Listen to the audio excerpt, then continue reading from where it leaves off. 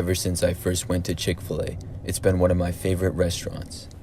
I've always loved their chicken sandwiches, and their sauce always hits the spot. However, the college that I recently graduated from is in an area where there's no Chick-fil-A nearby, so when I was at school, I could never have it. Last year, when the semester finally came to an end, I was driving back home to get to my parents' house, and I had the idea to get Chick-fil-A. I left my school in the morning, and it was a 4-hour drive to get back home. When I got about an hour away from home, my cravings got the better of me and I saw a Chick-fil-A and stopped. It was a Chick-fil-A that I had never been to before, but it looked relatively new and was very busy. I got in the drive-thru line, which was long but moving fast. I ordered the number 1, which is what I usually got, of a chicken sandwich, fries, and a drink. I was so hungry that I decided to park and eat it there. The Chick-fil-A was in a large shopping area that had a mall with a really big parking lot connected to it, so I drove to an open area of the mall parking lot that wasn't very busy. I started to eat, but before long I was kind of annoyed with the way that the sun was shining right into my front window onto me. I moved parking spaces down to where there was a shady spot near a tree. As I backed up my car out of the spot and started to drive, I saw that there was another car that was parked a little ways away from me that started to leave at the same time. I drove over and parked next to a tree, and the car followed me and parked about 10 spots away from me. I found it odd, but overall was more focused on eating. A while later, when I decided to continue with my drive home, I had forgotten all about the car and started to drive away. But when I did, I noticed the car start to drive with me. I never bothered to look to see who was driving it, and it was too far away to tell by this point. I once again found it odd, but what could I do? I got back on the road and then merged onto the freeway that was close by. I noticed the entire time that the car that was seemingly following me did the same. I got kind of worried when I saw this. I wondered why someone would follow me. Had I accidentally cut him off or something before? I kept on driving down the road and the car remained behind me the entire time. I tried some things like slowing down or changing lanes, but he kept following me. I still couldn't really tell much about how the driver looked because I still wasn't able to get a very good look at him.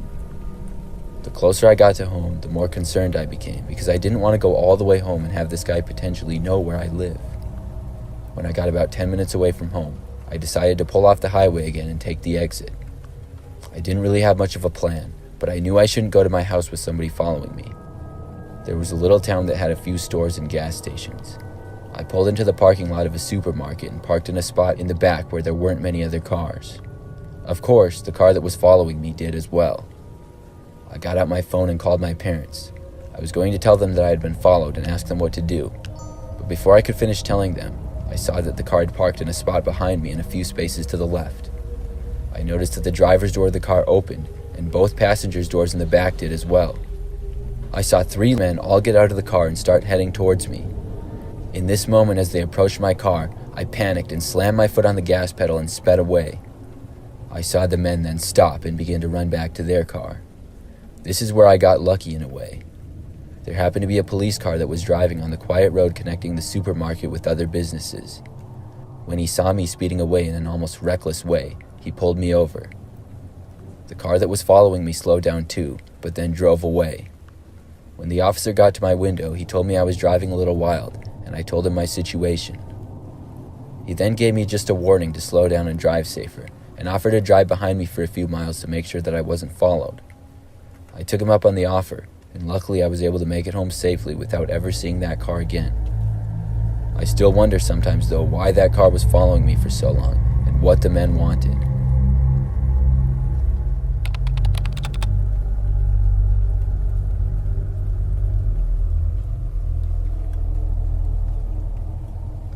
This story happened about a year ago.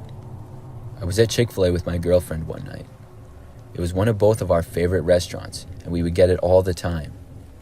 Usually we would go through the drive-thru, but tonight we decided to eat inside the restaurant. It was a little bit later at night, and not very many other people were there at all. We sat in a booth on the far side of the restaurant, and were all by ourselves for the most part. We were eating, joking around, and just having normal conversation, when all of a sudden I heard a banging at the window right in front of me.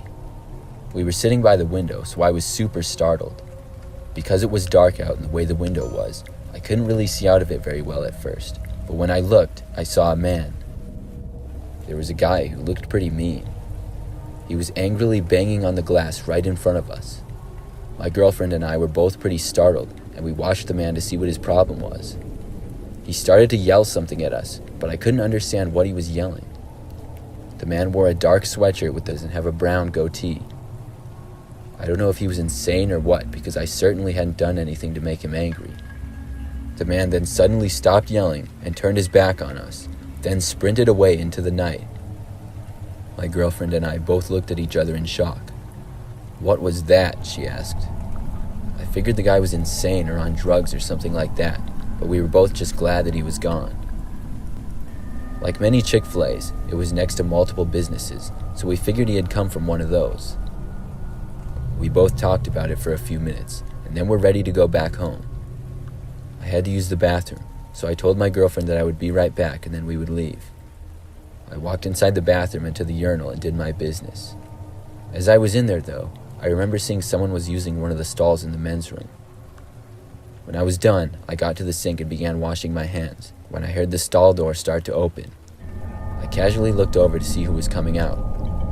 I couldn't believe my eyes when I saw the same man who had been outside. He stopped in his place and just stared at me. Then, slowly, a really wide and creepy grin came over his face. I didn't waste any time and quickly left the bathroom as fast as I could. I saw my girlfriend was waiting for me by the door, and she could see the panic on my face.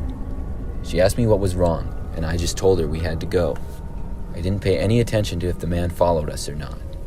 When we got to the car, I told my girlfriend about how I had seen the man in the bathroom. She was really shocked to hear this, and we drove home after that. Thankfully, we never saw the man again. What was the most crazy thing is that we had a view of the only entrance to the restaurant the entire time, and we never saw the man come inside the door. I don't know how he was suddenly inside the bathroom, but thinking about it gives me the creeps.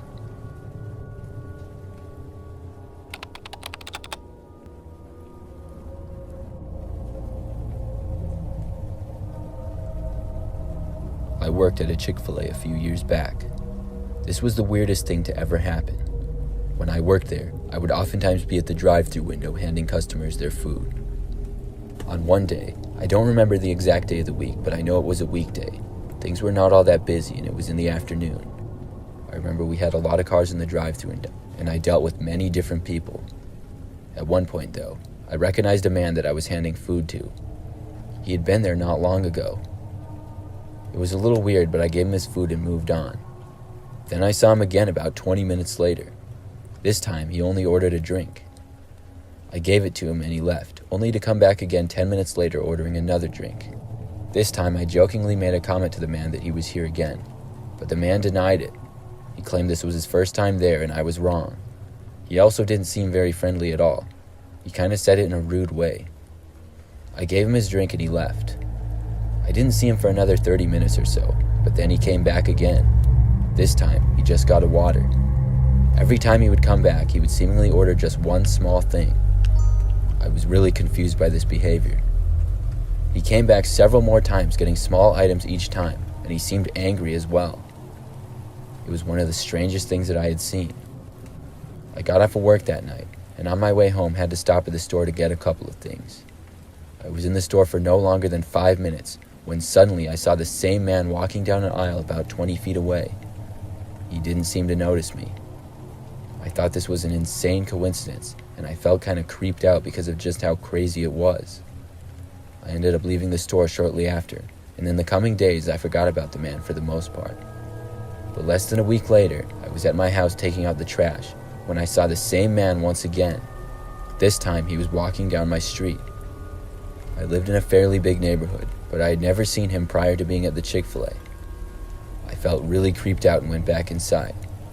I'm not sure if the man saw me or not, but after that occurrence, I've never seen the man since. I just think it's really creepy how all that happened. Sometimes I wonder if he was stalking me or something like that.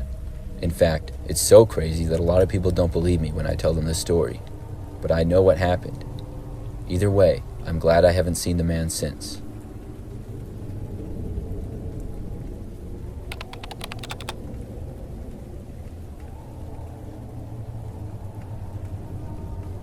I'm a female who used to work at Chick-fil-A when I was in my late teens and early 20s.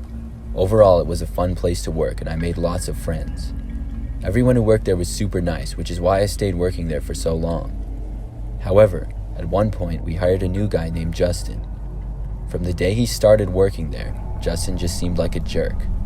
He was rude and selfish and would do things like go on his phone during shifts, take really long bathroom breaks, and leave early. I found out he was a relative to one of our managers, and as a favor to his family, she was able to get him a job. He was a somewhat troubled guy who had gotten into some problems before, but it was thought that the job would help him out. For the first few weeks, though, it didn't. For the most part, when I first met him, though, he was rather nice to me. Shortly after that, he asked me out during a shift, though. He basically asked what I was doing and if I wanted to hang out or go someplace with him. I really didn't want to and told him that I was busy. Over the next few times that we worked together, he remained persistent and would ask me to hang out after work or something like that almost every time. When I would say no or come up with excuses, he would seem to grow increasingly angry. I also heard from another female worker that he had been doing the same to her. He was a bigger guy, almost looked like a football player as he was over 6 feet tall with very short hair and strong looking. One night, he asked me to hang out after work because he saw me clocking out for my lunch break. I told him no again, but this time he grabbed my arm. He asked me why in a very serious and frustrated tone. I told him I was sorry, but I just really didn't want to. The way he aggressively grabbed me made me kind of worried, and I decided in that moment I would have to talk to my boss because I had really had enough of him.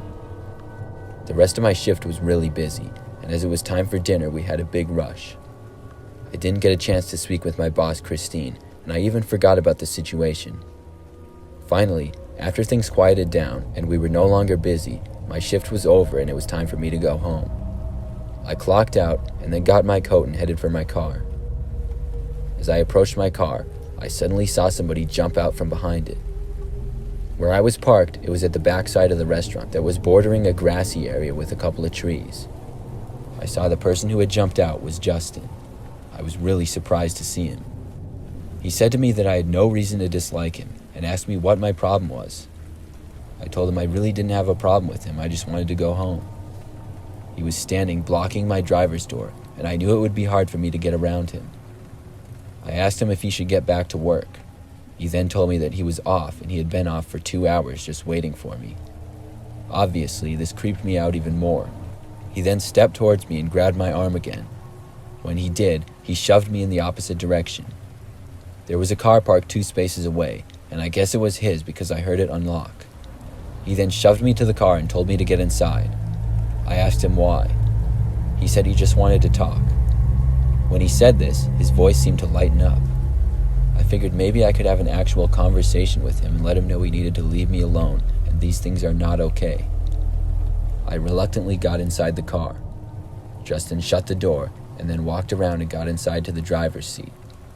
But instead of talking to me, he immediately started up the car and began backing out. He also locked all of the doors in the process. Right away, I got a terrible feeling. I asked him what he was doing. He said to shut up and then cursed at me. He then went on a short rant about how he hated working and how he had just quit. As he did this, the car started to speed up and he merged onto a busier road. I knew I was in trouble and took out my phone from my pocket and immediately went to dial 911. Justin saw me doing this, and I was just barely able to hit call on my phone. I could hear the ringing on the other end, but no more than a couple of seconds of this, and Justin reached over and grabbed my phone. He yelled at me and we wrestled over the phone for a couple of seconds. Unfortunately, I wasn't able to pull it away from him fast enough. He got control of my phone and then rolled down his window and tossed the phone out onto the side of the road. He then kept on driving. I was terrified. I knew that I could no longer call for help and decided that I had to try to think of something to do. Justin just kept on driving down the road at a really fast speed. None of us said a word for several minutes. I was just doing my best to think about what I could possibly do to try to escape. Then, suddenly I saw the amazing sight of flashing lights behind us. Justin started yelling and cursing, and eventually he pulled over. The police pulled over with him, and as soon as the car stopped, Justin opened his door and took off into the woods. I saw the police officer run after him, and I got out of the car. The officer told me to stay put, and then he called for backup. Eventually, more officers arrived, and a short time later, I heard that they had caught Justin after a foot chase. The police told me they had received a 911 call from my phone, and even though I didn't talk to anyone, they decided to investigate the area the call was made from. They only originally pulled over Justin because he was speeding, but after he took off running, they went after him. I was so grateful that I was all right and got out of that situation. After that, I took some time off of work and eventually returned to work there for a short time more.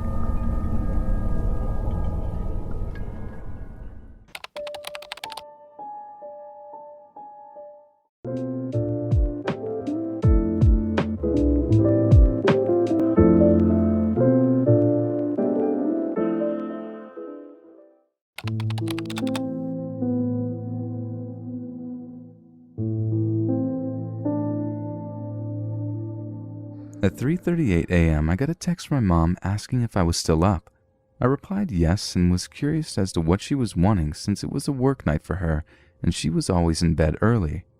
My father's a firefighter and it was a night he was on shift, so I knew he wasn't home. Less than a minute after I replied, she called me, so I answered it, and my mom was very upset, crying actually, and was asking me to come pick her up from home since I only lived 2 streets away from her, so it takes me almost about 2 minutes to drive to her house.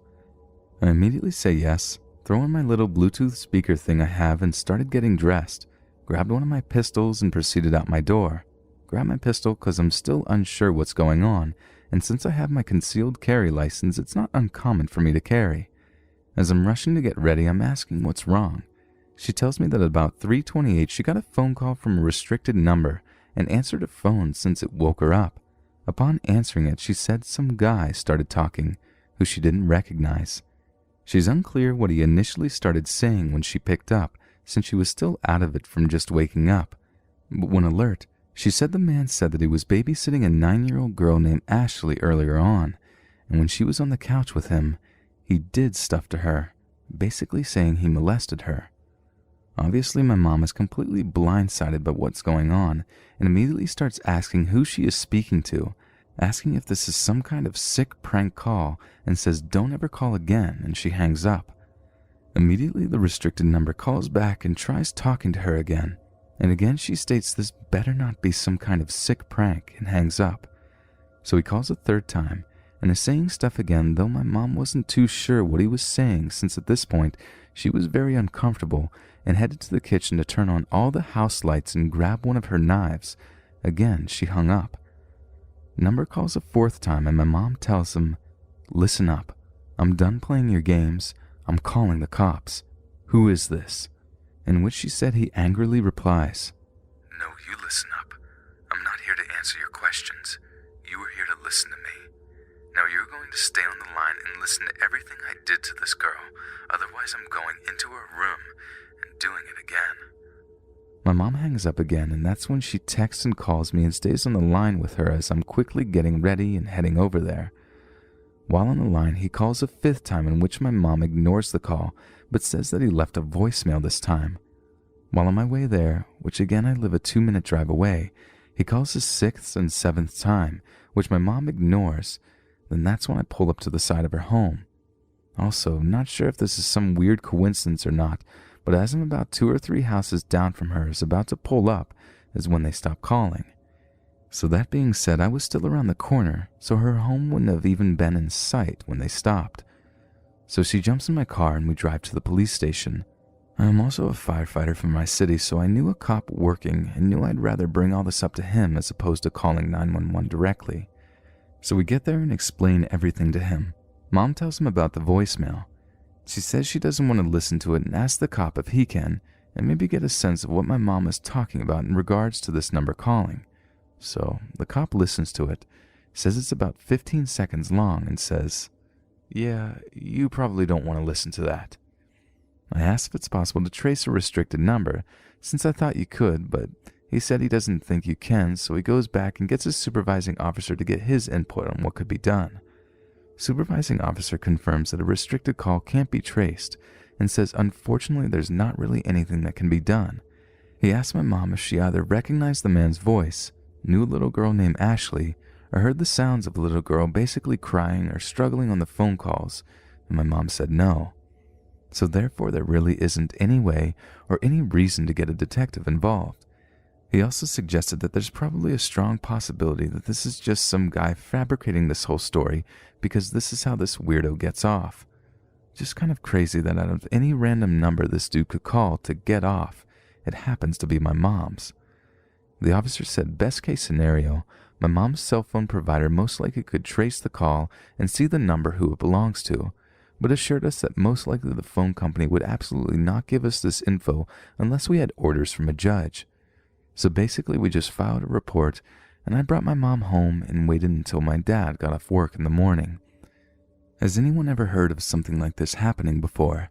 Should I try to get a hold of the phone company and see if I can get any info at all? I'm sure it would put my mom at ease if the number is from like a few states over as opposed to a local number. I don't know. It just seems weird to try and brush this whole thing off and hope they never call my mom again.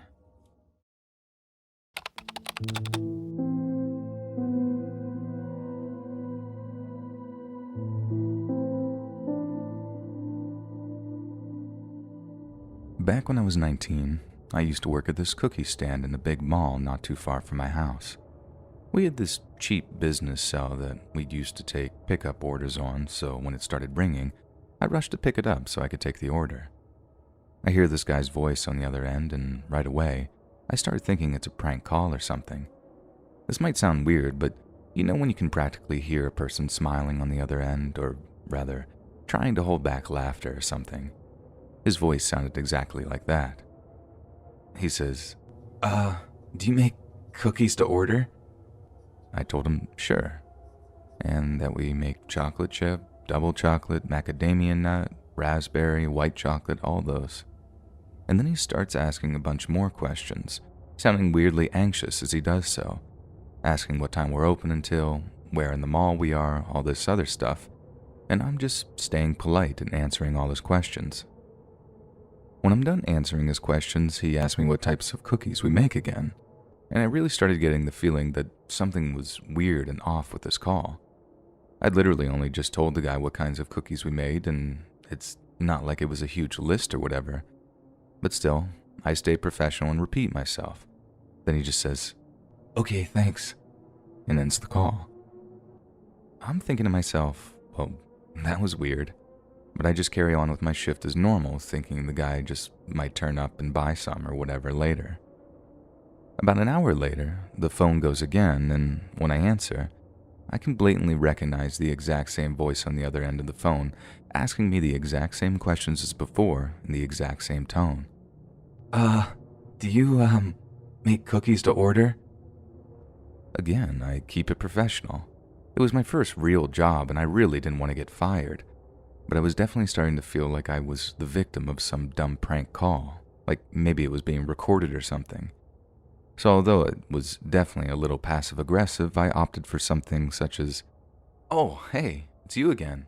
We spoke earlier, right? Well, if you remember, we make chocolate chip, double chocolate, macadamia nut, or raspberry, and white chocolate. You want me to put you down for an order? Just let me know a time you can swing by to pick them up. There's a slight pause, and I actually think he's going to place an order. But all he says is, your hair looks really pretty today. For a second, I thought, knew it. This is some sort of weird prank. But then I paused and thought to myself, can he actually see me? I was so taken aback that I remember replying, excuse me? And although I expected to just hear a bunch of guys laughing, there was just silence before he just hung up. And I suddenly found myself really on edge, going back and forth between thinking it was a prank and thinking, oh God, can he actually see me? I was so distracted by it that my next customer actually asked me if I was okay, and as much as I assured him that I was definitely still feeling a little on edge. By saying that, it didn't take me long to assure myself that it was such a generic comment that he probably wasn't watching me, and that it was all just some creepy prank call, probably from a bunch of bored middle schoolers or something. But I also had this deep suspicion that whoever it was would call back eventually, and as it turned out, that suspicion was correct. Only maybe a half an hour after the second call, the phone in the cookie stall goes off again, and this time, I definitely recognized the last few digits of the guy's number. Part of me just didn't want to answer the call, but another part of me wanted to let the guy know that he definitely couldn't intimidate me with just a few prank calls. So, I picked up the phone and gave him a curt, "Yes?" He then says it again. "Your hair looks really pretty today." So I hit him with a, "Oh yeah? Well, what style is it in?"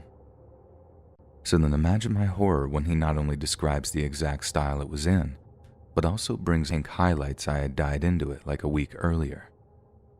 I didn't know what else to say other than, "You call here again and I'm reporting your number to the cops," before hanging up.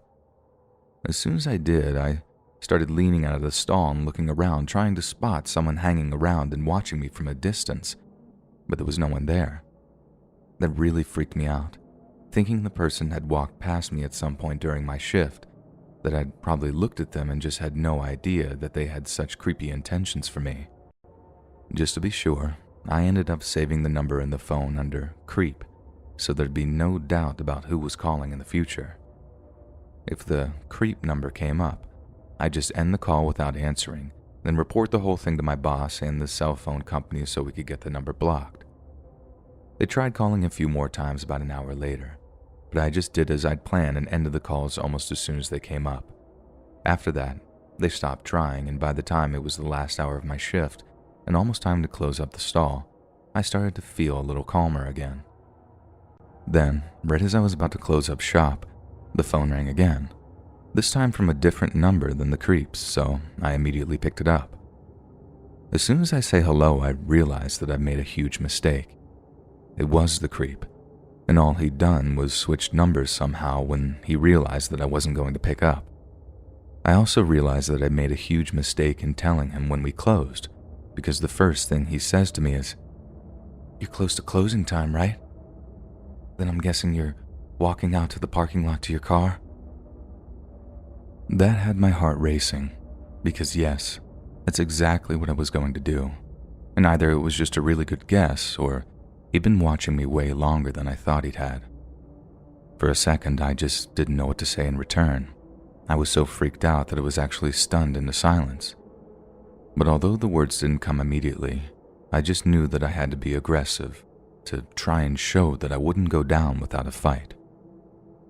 It took every ounce of bravery I had in me, and it may have been an overreaction initially, but I told him if I see anyone following me to my car, I'd claw their eyes out. I thought that might be enough, but the guy just laughed, then started saying stuff so evil and obscene that I honestly don't want to repeat it. Whoever was calling me that day had something wrong with them to dream up things like that. I know I should have just hung up the call straight away, but I think I was just so stunned for a second that I kept on listening. Something about their tone changed too. They sounded less like a dumb teenager and more like an intelligent, older man who was so full of this sick, twisted aggression. I was so scared that it actually took me a minute to get myself together enough to hang up. And as soon as I did, I called my dad and told them everything. How I didn't feel comfortable closing the stall on my own, and would he be okay driving down to walk me to my car. Of course, he came as quickly as he could, and he called the cops as I was closing up to tell them the number the guy called from. I was fighting back tears the whole time, and when I finally got to my car, I just burst into tears. My dad comforting me as I told him some of the things the guy had said to me over the phone. Just repeating them had him going pale and shaking with anger. I've honestly never seen him like that before, and every single evening after that, he'd show up an hour after I finished work, watching as I closed the stall down and then walking me to my car. For some reason, the cops were unable to trace the exact caller and they couldn't actually track the guy down, but they told us that they'd pinged the numbers off of 2 different cell towers in our county, and he was definitely a local guy calling from somewhere relatively close. And other than that, there was nothing they could do but tell us to contact them if it ever happened again, as well as practicing caution when it came to my daily routine. That just wasn't good enough for me or Dad, as it amounted to hoping that nothing would happen to me, and as Dad put it, hope is not a plan. It sucked having to leave that job, as it was pretty much unsupervised and I got to take home any cookies that weren't sold at the end of the day. But it was either quit or risk the situation with my stalker escalating to the point where he'd actually show up and do something. Like I said, I don't really want to repeat the things that he'd said he'd do to me, but I can promise you, they really didn't sound like empty, abstract threats. They sounded like things that he'd put some serious thought and planning into, which is exactly why I found them so upsetting. We later found out that another girl, who worked at the same mall I used to, ended up getting similar phone calls that ended up in similar threats, so it wasn't just me that had to suffer through that kind of abuse. In fact, it's actually kind of shocking how many other girls experience that kind of abuse in their lives at some point. And although most of the creeps don't actually follow up with it, I can tell you from experience that it can be an extremely stressful and frightening ordeal, especially when you're young.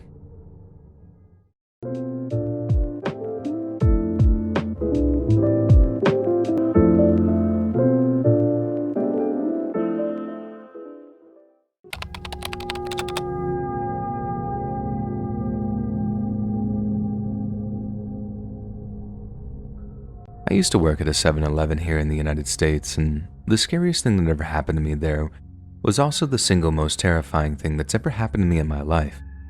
It happened on a particularly quiet night, and I was still kind of hungover from going out drinking the night before, so I wasn't even paying attention when the guy walked into the store.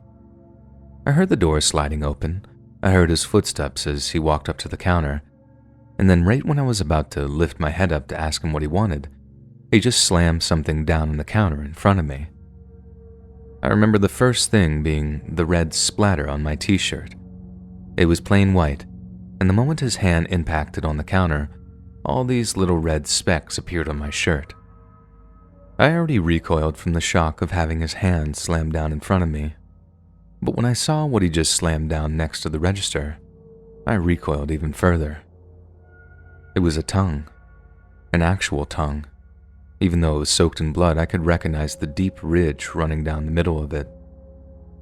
It sounds like such a cliche when I think about it now, but I now know what people mean when they say that they were frozen in fear. The whole thing was an assault on my senses, and I think it just short-circuited my fight-or-flight mechanism to the point where I just didn't know what to do. Then the look in the guy's eyes as he stared at me, so calm but intense, with eyes so wide and unblinking that it was like he didn't have eyelids at all.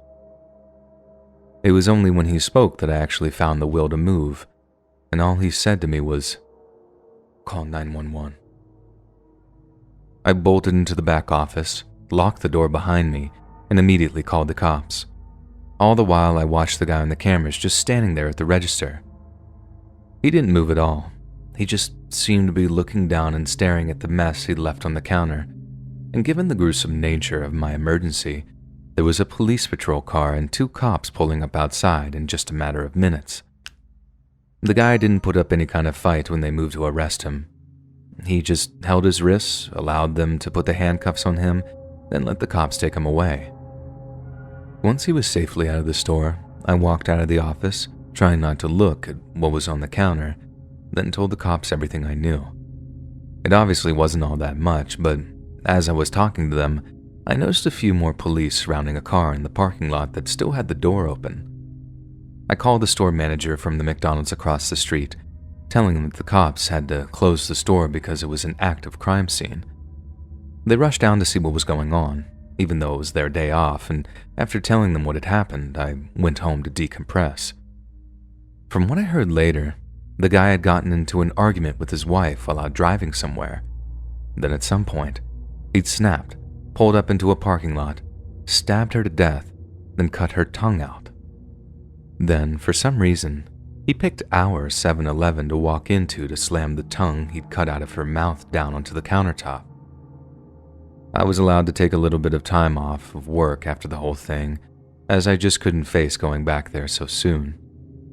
Even when I did go back, I was on edge the whole time for my first couple of shifts, and I just couldn't seem to shake the image of that bloody tongue just lying on the countertop right in front of me. The thing I just can't seem to shake is that it wasn't enough for the guy to actually stab and kill his own wife. He had to reach into her mouth afterwards and cut her tongue out. How completely insane with fury does a person have to be to do that? Like, what could possibly possess someone to do something so horrifying to their own spouse? The guy didn't look like a monster either. He didn't look evil or deranged. All that gave his mental state away was that crazy look in his eyes, the one that had me frozen in fear. It just haunts me that seemingly normal people are capable of things like that.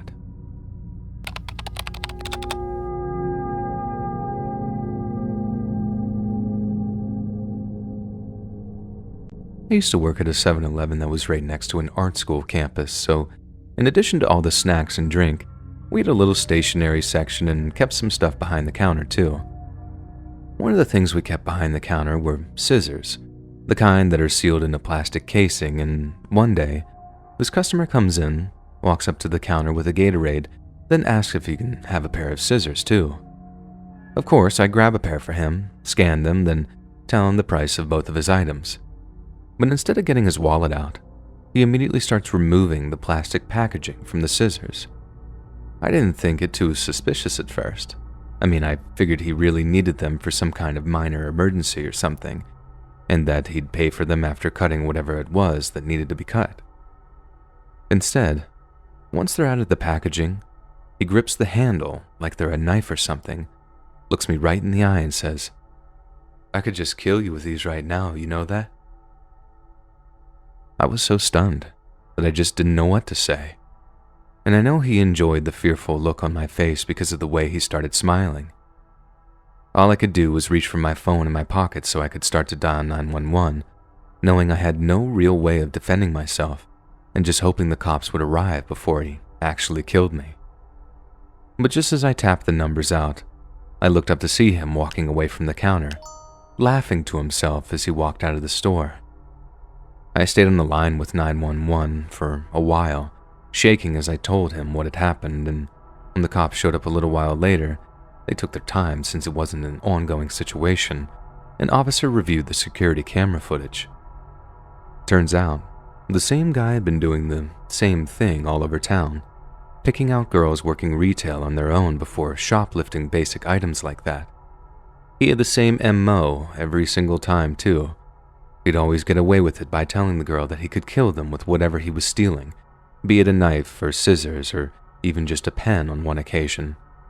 He never actually hurt anyone, not yet, according to the officer, but the cops were extra focused on getting him in cuffs because they felt like it was only a matter of time before he actually crossed that line and did hurt someone. Even though he took his time to show up, the cop was still really helpful and reassuring, and he gave me his cell number to call him directly the next time he walked into the store. How much of a notorious kleptomaniac do you have to be to actually have a detective assigned to your case? And although I didn't hear about it afterward, I sincerely hope the guy never crossed that line and actually hurt a girl with any of the items he ended up stealing.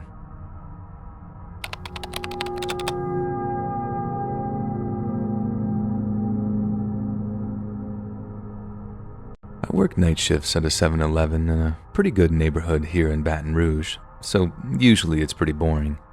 And whenever a customer does actually come in, they're usually really nice and polite. I know I totally lucked out with that little aspect of it, as I've heard some real horror stories of people who work in retail. But then this one night, I had a customer visit the store that put the fear of God into me, literally too. I was just minding my own business, playing with my phone behind the register when this sweet-looking little old man came in. He was short, even shorter than me, so maybe 5'2" at the most, and he was dressed in neatly pressed button-down shirt, almost like he could have just walked out of a church on a Sunday morning or something. When he brought his items up to the register, I made the usual small talk of asking him how his night was going, something I always did to help kill a few minutes of what were always long and boring shifts. He didn't answer my questions though, and when I looked up at him, he had this intense, almost angry look on his face like I'd said something that had really offended him. I didn't ask anything other than, "So what has you out at such an ungodly hour?" And looking back, I think it was the mention of God that got him riled up. because the next thing I know, as I was handing him his change, he firmly grabbed my wrist, made direct eye contact with me and said, "Hell is a real place, and the devil has already got his hand on you, girl." I was so scared that I opened my hand up and the change just rattled onto the countertop as he stared into my eyes. Then, with this thunderous look on his face, he swiped his change off the counter and just walked out of the store. I've never been shaken up by a customer like that before. I don't know if it was how deceiving his appearance was, how late at night and vulnerable I was, or if it was the fact that everyone was always nice, even in a job where it's so common for people to be just total jerks. I think maybe it was a combination of all three. Just this perfect storm of surprise and fear that actually left me standing there, shaking in the quiet of the store. I've never had a customer like that since. But I find I always have my guard up now whenever I'm working late like that, because the one thing it taught me is that you definitely can't judge a book by its cover.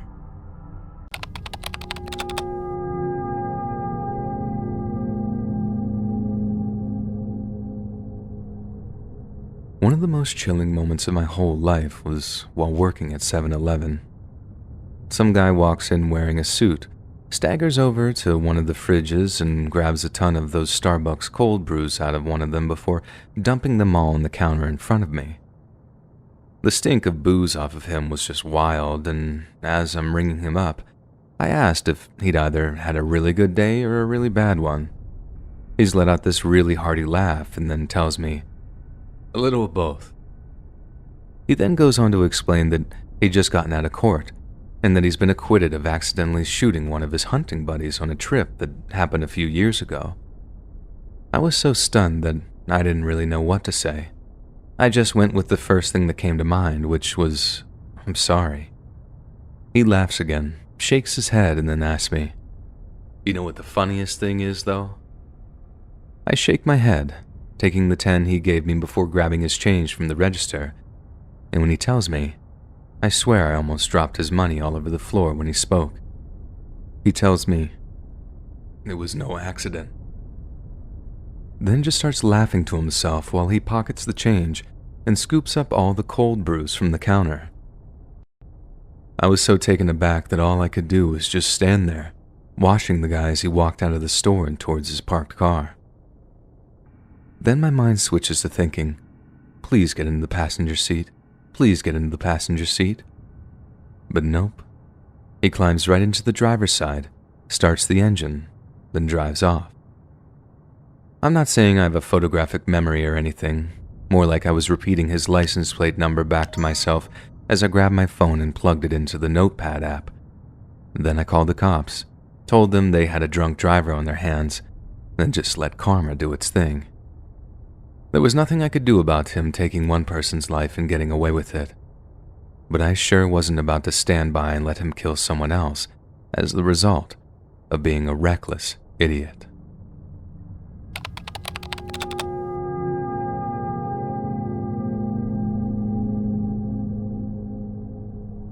Last year I moved from a dense urban area to a really pretty underpopulated rural one. I got super into trail running. There's a big circular route that I like a lot in the local nature preserve, and over the summer, I was on an early morning run there when I passed a dude sitting on a rock slightly off the trail. He looked exceedingly normal, street clothes, etc. All good. So I make my way down the path to the point where it comes out near a highway that has a 7-Eleven on it. I made it kind of a tradition of mine to go buy some ice-cold water at the end of my run. Then I basically chug it as I walk back to my house. Then this one time, just as I'm walking back onto the trail, I hear a twig snap, and I straighten up to see that guy, crouched over and stepping through the woods off the clearing like he's trying to creep up on me. I bolted.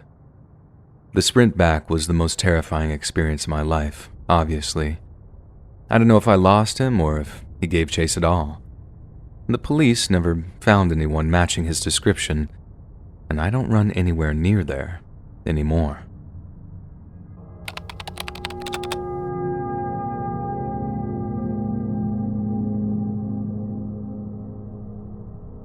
I work at a 7-Eleven part-time in between classes, and earlier this year, we got a little rush of customers in the early afternoon one time. I served 2 guys for coffee and smokes, and at the back of the line, there's this kid, no older than maybe 11 or 12, just waiting there patiently with a backpack in his hand. I actually thought that he looked kind of cute, like a little gentleman out doing some grocery shopping for his mom or something. He gets to the front of the line and I ask him, "What can I help you with, sir?" in a kind of jokey, playful way.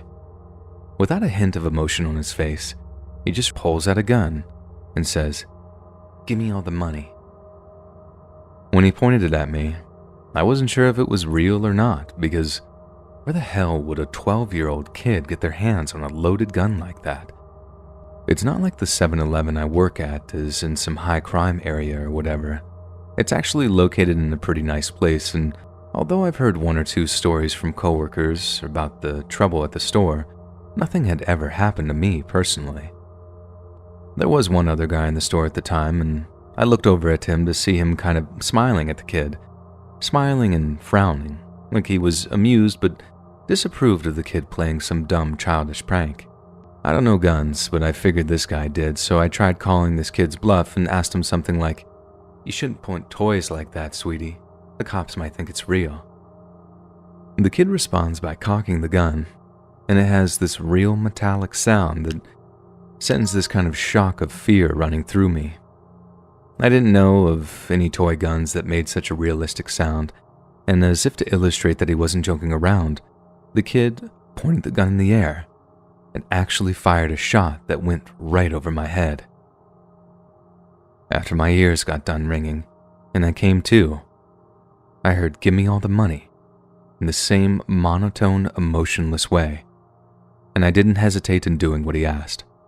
I put as much cash as I could onto the countertop, then watched him fill his backpack with it before he just walked out of the store. I think the thing that scared me so much about it was that the kid just didn't seem to realize the gravity of the situation. He definitely seemed like he had something missing about him, like he didn't understand that he could have actually killed someone over whatever dumb thing he wanted to buy with that money, be it video games or candy or whatever it was. At least a grown-up armed robber understands that a gun is just a means of getting what he wanted, and it's not a good idea to fire it or whatever, just in case they accidentally shoot someone in the face. I get the feeling that even if I'd even tried to resist or tell the kid no, he'd have just shot me, because it's what he assumed he should do. It's almost surreal to me how the closest I've ever come to death is at the hands of a child, someone who should have been so innocent and carefree and full of love, but instead just felt nothing.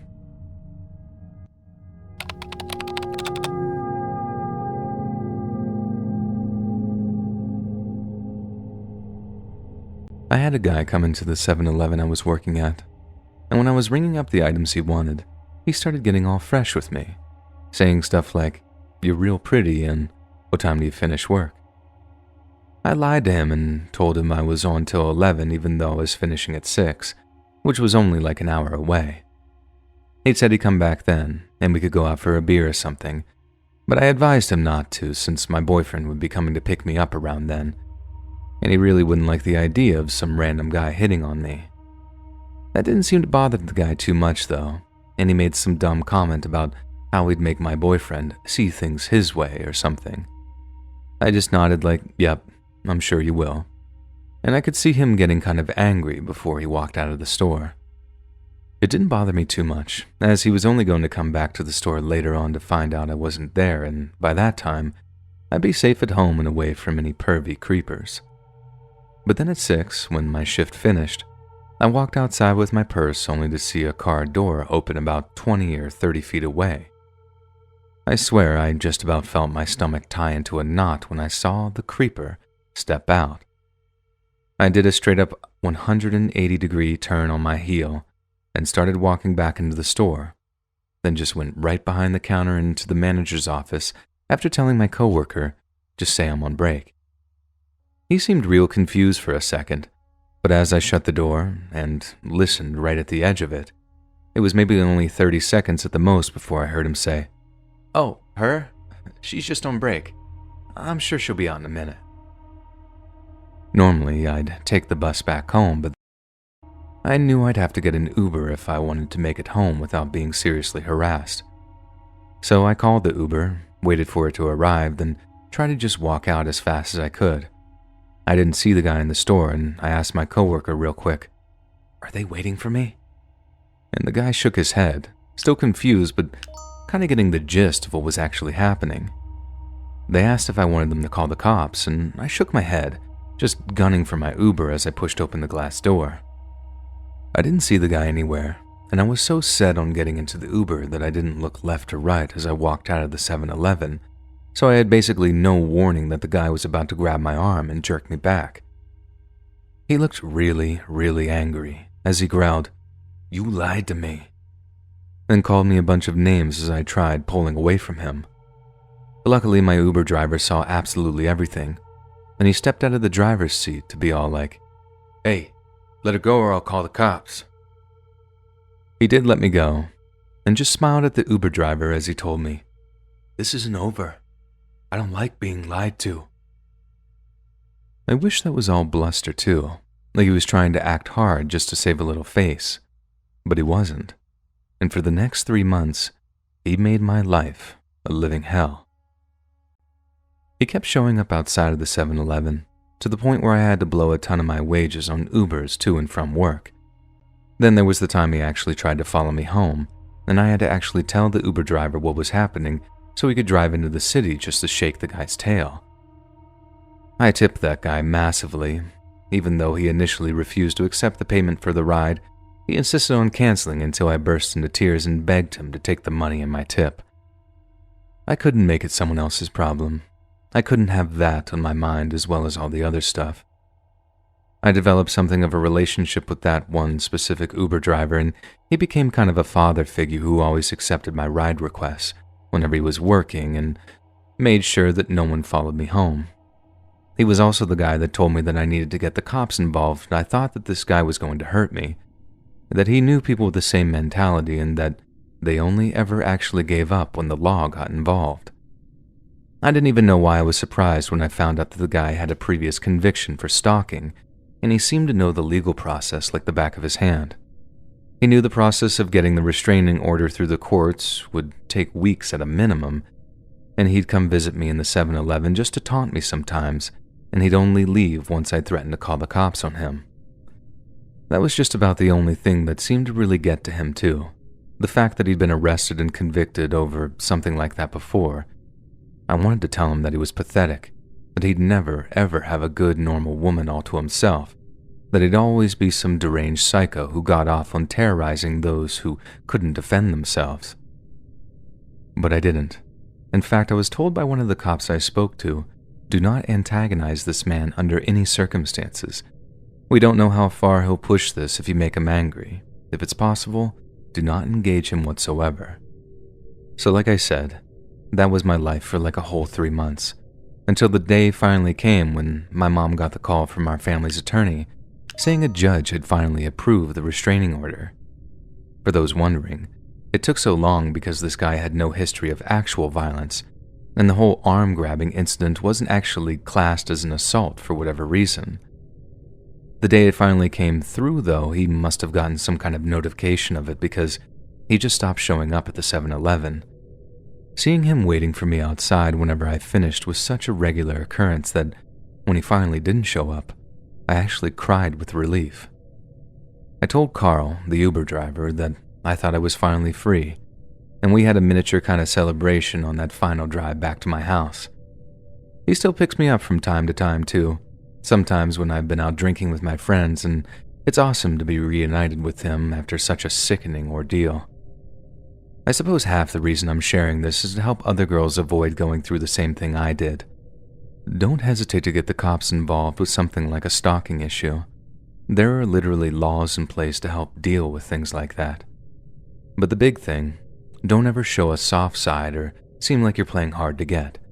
If a guy shows you any unwanted attention, either completely ignore him or make it clear that you'll just call the cops. Heck, carry a stun gun or pepper spray if you're legally able to in your state, and just show that SOB that you're carrying so they leave you alone. I just don't want any other girl to go through what I went through because I honestly lost almost 4 months of my life to this guy's mental abuse. Our official merch store is finally here. If you want to support more of our channel, check out our merch shop. The link is in the description down below. See you on the next video.